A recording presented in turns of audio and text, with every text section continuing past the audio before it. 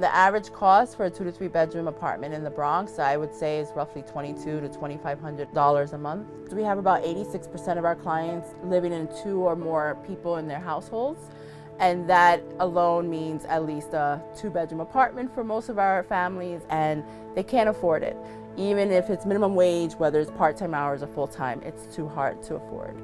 The Bronx has the highest proportion of households with insufficient income at 52%. The official poverty measure is actually outdated when you think about that. It was created in the 1960s. It doesn't include the true cost of living as far as things beyond food that people need to survive every day. As a result of that, even if it's adjusted slightly for inflation, it results in a serious undercounting of the poor in New York City. In fact, 1.6 million New Yorkers are undercounted as a result of this measure because there are no geographic differences thought about.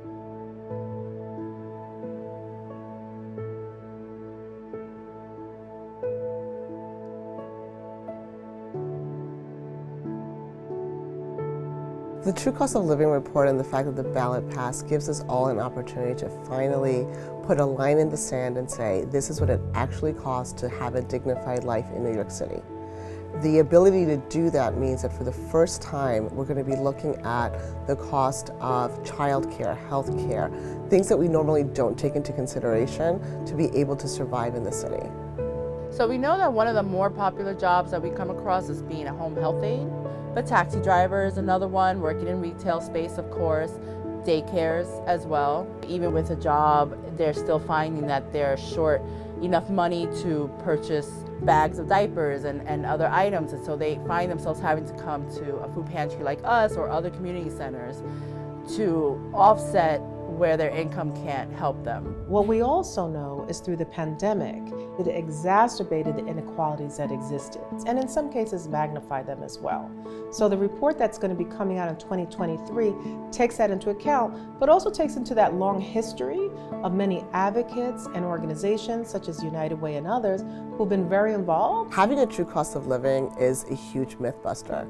I think that most New Yorkers who don't suffer from some of the indignities that come with not having enough for rent, for food, for utilities. The reality is that even if you look at single mothers in the city of New York, 56% of them who are below the poverty level have full-time jobs.